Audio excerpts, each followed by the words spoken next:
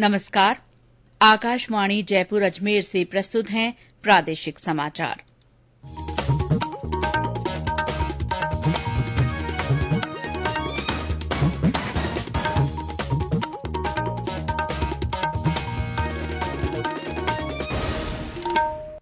मुख्य समाचार। प्रधानमंत्री नरेंद्र मोदी ने उज्ज्वला योजना के दूसरे चरण की शुरुआत की। प्रदेश में शिक्षण संस्थान खोलने की तारीख और मानक संचालन प्रक्रिया तय करने के बारे में मंत्री समूह की बैठक हुई। राज्य में घर घर औषधि योजना के तहत 4.5 लाख से ज्यादा परिवारों को औषधीय पौधे दिए गए। देश में कोविड रिकवरी दर बढ़कर करीब 97.5% हुई और राज्य में बारिश का दौर धीमा पड़ा। अब तक की बारिश से प्रदेश के 116 बांध पूरे भरे। समाचारों के साथ मैं शीला चावला। और अब समाचार विस्तार से। प्रधानमंत्री नरेंद्र मोदी ने कहा है कि केंद्र सरकार की उज्ज्वला योजना से देश में महिला सशक्तिकरण को बढ़ावा मिला है और महिलाएं राष्ट्र के विकास में अहम भूमिका निभा रही हैं। उन्होंने उत्तर प्रदेश के महोबा में वीडियो कॉन्फ्रेंस के माध्यम से उज्ज्वला योजना के दूसरे चरण की शुरुआत की। श्री मोदी ने इस अवसर पर रसोई गैस कनेक्शन वितरित किए। प्रधानमंत्री ने कहा कि देश की बेटियां तभी राष्ट्र के विकास में योगदान दे सकती हैं जब उनकी बुनियादी समस्याओं का हल निकले। हमारी बेटियां घर और रसोई से बाहर निकलकर राष्ट्र निर्माण में व्यापक योगदान तभी दे पाएगी जब पहले घर और रसोई से जुड़ी समस्याएं हल होगी। इसलिए बीते 6-7 सालों में ऐसे हर समाधान के लिए मिशन मोड पर काम किया गया है। उज्ज्वला योजना ने देश के जितनी महिलाओं का जीवन रोशन किया है वो अभूतपूर्व है। प्रधानमंत्री ने कहा कि उज्ज्वला योजना का दूसरा चरण प्रवासी कामगारों के लिए बहुत फायदेमंद होगा। इस मौके पर प्रधानमंत्री ने उज्ज्वला योजना के दूसरे चरण के लाभार्थियों से संवाद भी किया। प्रदेश में शिक्षण संस्थाओं को खोलने की तारीख और मानक संचालन प्रक्रिया एसओपी निर्धारित करने के संबंध में मुख्यमंत्री द्वारा गठित मंत्री समूह की आज जयपुर में बैठक हुई। चिकित्सा और स्वास्थ्य मंत्री डॉ रघु शर्मा की अध्यक्षता में आयोजित इस बैठक में शिक्षा मंत्री गोविंद सिंह डोटासरा, उच्च शिक्षा राज्य मंत्री भंवर सिंह भाटी, तकनीकी शिक्षा राज्य मंत्री डॉ सुभाष गर्ग ने भाग लिया और कृषि मंत्री लालचंद कटारिया ने फोन पर अपने सुझाव दिए। इस बैठक में राज्य में शिक्षण संस्थाओं को खोलने के संबंध में विभिन्न पहलुओं पर विस्तार से विचार विमर्श किया गया। कमेटी अपना प्रतिवेदन मुख्यमंत्री को पेश करेगी। प्रदेश में इस समय कॉलेजों की अंतिम वर्ष की परीक्षाएं चल रही हैं, साथ ही ऑनलाइन प्रवेश भी दिया जा रहा है। राज्य के 6 जिलों में जिला परिषद और पंचायत समिति सदस्यों के चुनाव के लिए कल अधिसूचना जारी की जाएगी। इसके साथ ही नामांकन पत्र भरने की प्रक्रिया शुरू हो जाएगी। नामांकन पत्र 16 अगस्त तक भरे जा सकेंगे। पहले चरण के लिए 26 अगस्त को वोट डाले जाएंगे, जबकि दूसरे चरण में 29 अगस्त और तीसरे चरण के लिए 1 सितंबर को मतदान होगा। जिला प्रमुख और प्रधान के चुनाव 6 सितंबर, जबकि उप प्रमुख और उप प्रधान के चुनाव 7 सितंबर को होंगे। इन जिलों में 200 जिला परिषद सदस्य और 1564 पंचायत समिति सदस्य चुने जाएंगे। इस बीच आज जयपुर में निर्वाचन अधिकारी और सहायक निर्वाचन अधिकारियों का 1 दिन का प्रशिक्षण संपन्न हुआ। और अब आजादी का अमृत महोत्सव के तहत आकाशवाणी समाचार जयपुर की ओर से शुरू की गई प्रश्नोत्तरी प्रतियोगिता में आज सुबह के बुलेटिन में पूछे गए प्रश्न का सही उत्तर और इसके विजेता का नाम। आज का प्रश्न था 1857 के स्वतंत्रता संग्राम की शुरुआत राजस्थान में कहां से हुई। इसका सही जवाब है नसीराबाद। और सबसे पहले सही जवाब भेजने वाले हैं बाड़मेर जिले के हमारे श्रोता अशोक कुमार। नसीराबाद में हुए घटनाक्रम की और जानकारी के लिए सुनिए हमारे विशेष संवाददाता का डिस्पैच। राजस्थान में 1857 की क्रांति का प्रारंभ अजमेर जिले की नसीराबाद छावनी से हुआ था।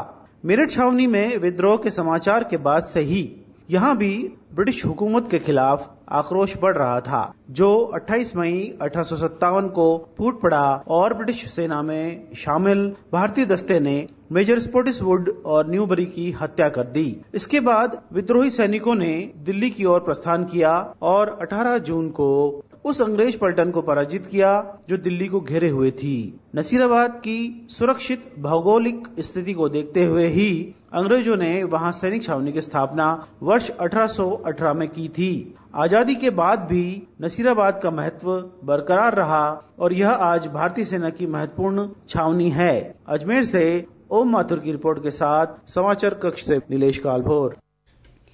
प्रश्नोत्तरी प्रतियोगिता के अगले प्रश्न के लिए सुनना न भूलें हमारे शुक्रवार सुबह 9 बजे का बुलेटिन। श्रोता अपने जवाब अपने नाम और पूरे पते के साथ हमारे व्हाट्सएप नंबर 9414052368 पर भेज सकते हैं। स्वतंत्रता दिवस और आजादी का अमृत महोत्सव के तहत आज जयपुर में सेना की ओर से अमर जवान ज्योति पर बैंड वादन कार्यक्रम आयोजित किया जा रहा है। रक्षा प्रवक्ता कर्नल अमिताभ शर्मा ने बताया कि कोविड को देखते हुए इस कार्यक्रम के लिए आमजन को अनुमति नहीं दी गई है। ये समाचार आकाशवाणी जयपुर अजमेर से प्रसारित किए जा रहे हैं। प्रादेशिक समाचार बुलेटिन आप हमारे ट्विटर हैंडल @AIRnews_Jaipur, फेसबुक पर AIR न्यूज राजस्थान और यूट्यूब पर राजस्थान AIR न्यूज पर भी सुन सकते हैं। राज्य में घर घर औषधि योजना के प्रति लोगों का उत्साह देखने को मिल रहा है और योजना के शुरूआती 7 दिनों में 4.5 लाख से ज्यादा परिवारों तक औषधीय पौधे पहुंचाए गए हैं। बारिश होने के बाद औषधीय पौधों के साथ साथ अन्य वृक्षों के रोपण में तेजी आई है। प्रधान मुख्य वन संरक्षक डॉ दीप नारायण पांडे ने बताया कि 1 अगस्त को योजना की शुरूआत के बाद से प्रदेश में घर घर औषधि योजना के तहत 4 प्रजातियों तुलसी, गिलोय, अश्वगंधा और कालमेघ के 2-2 औषधीय पौधों का वितरण शुरू किया गया है। हर जिले में वन विभाग, जिला टास्क फोर्स और अन्य सरकारी विभागों के सहयोग से परिवारों तक औषधीय पौधे पहुंचा रहा है। प्रत्येक परिवार को किट के रूप में 8 औषधीय पौधे दिए जा रहे हैं। साथ ही परिवारों को इन औषधीय पौधों के रखरखाव, उपयोग और महत्व की जानकारी देने वाली प्रचार सामग्री भी उपलब्ध करवाई जा रही है। देश में अब तक 51 करोड़ 45 लाख कोविड टीके लगाए जा चुके हैं। केंद्रीय स्वास्थ्य मंत्रालय ने बताया कि पिछले 24 घंटे के दौरान 54,91,000 से ज्यादा लोगों का टीकाकरण किया गया। देश में इस बीच कोविड से स्वस्थ होने की दर बढ़कर 97.45% हो गई है। कल 41,000 से अधिक रोगी स्वस्थ हुए। अब तक 3 करोड़ 11 लाख से अधिक रोगी ठीक हुए हैं। देश में कल 28,000 से अधिक कोविड मामलों की पुष्टि हुई, जो पिछले 147 दिनों में सबसे कम है। फिलहाल कोविड के सक्रिय रोगियों की संख्या 3,88,508 है। केंद्र सरकार की ओर से कोरोना के प्रति जागरूकता लाने के लिए जन आंदोलन चलाया जा रहा है। इसी के तहत आकाशवाणी जयपुर के समाचार बुलेटिनों में प्रसारित की जा रही विशेष श्रृंखला जनता का संदेश जनता के नाम में सुनिए हमारे श्रोता का संदेश। मैं योगिता अग्रवाल कक्षा 8वीं जयपुर से बोल रही हूँ। मेरा आप सभी लोगों से निवेदन है, जो भी पात्र लोग हैं वे टीका अवश्य लगवाएं एवं 3 बातों का विशेष ध्यान रखें। 2 गज की दूरी, मास्क से जरूरी और बार-बार साबुन पानी से हाथ धोएं। हमारे अन्य श्रोता भी कोरोना जन जागरूकता आंदोलन से जुड़ सकते हैं।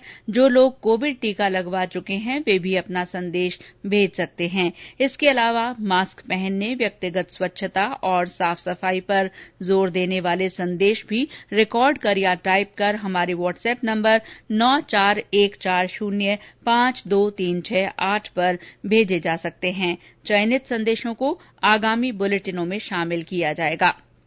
कोविड संबंधी राष्ट्रीय हेल्पलाइन नंबर हमारी वेबसाइट newsonair.gov.in पर उपलब्ध हैं। समाचार अभी और भी हैं, लेकिन पहले कोरोना जागरूकता संदेश। चलो मिलकर एक शुरुआत करें, चलो एक फैसला आज करें, मास्क नहीं तो टोकेंगे, कोरोना को रोकेंगे, चलो एक इरादा कर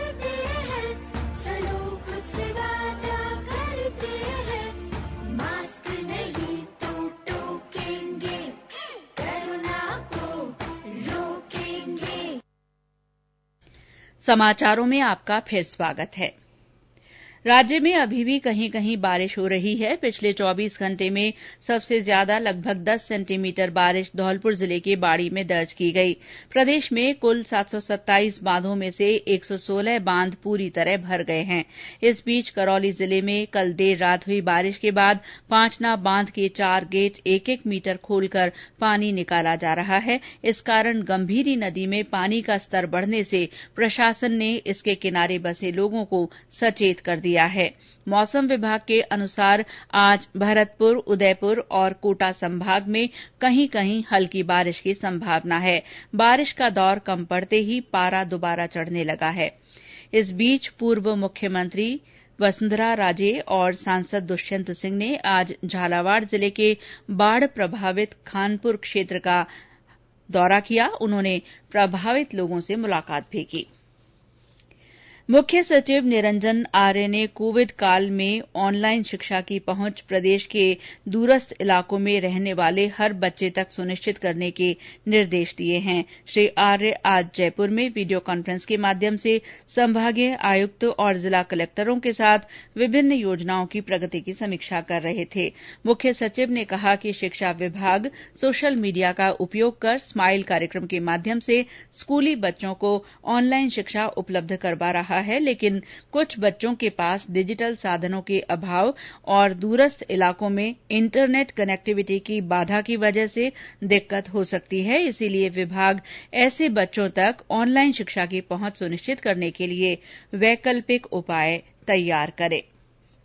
खनन विभाग ने कल शाम से आज सुबह तक जयपुर में अवैध बजरी परिवहन करते हुए 5 वाहन जब्त किए हैं। पिछले 4-5 दिन में जयपुर के आसपास के इलाकों में 15 वाहन और सवाईमाधोपुर में 14 वाहन जब्त कर क्षेत्र के पुलिस थानों को सुपुर्द किए गए हैं। विभाग के अतिरिक्त मुख्य सचिव डॉ सुबोध अग्रवाल ने बताया कि बजरी के अवैध खनन और परिवहन को लेकर सरकार गंभीर है और अवैध खनन तथा परिवहन पर सख्त कार्रवाई के निर्देश दिए गए हैं।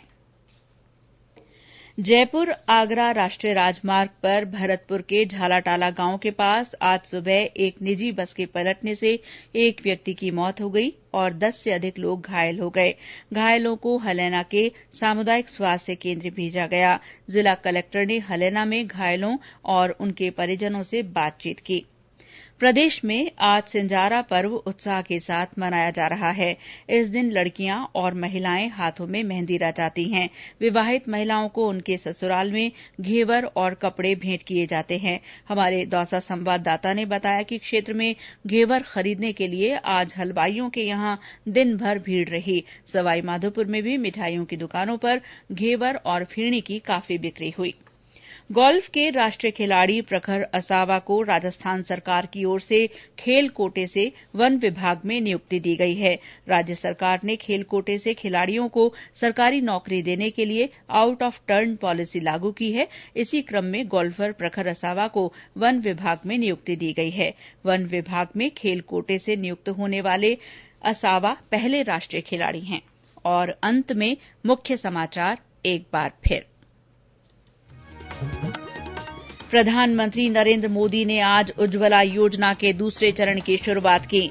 प्रदेश में शिक्षण संस्थान खोलने की तारीख और मानक संचालन प्रक्रिया तय करने के बारे में मंत्री समूह की बैठक हुई। राज्य में घर घर औषधि योजना के तहत 4.5 लाख से ज्यादा परिवारों को औषधीय पौधे दिए गए हैं। देश में कोविड रिकवरी दर बढ़कर करीब 97% हो गई है और प्रदेश में बारिश का दौर धीमा पड़ गया है। अब तक की बारिश से राज्य के 116 बांध पूरी तरह भर गए हैं। इसी के साथ प्रादेशिक समाचार बुलेटिन समाप्त हुआ। नमस्कार।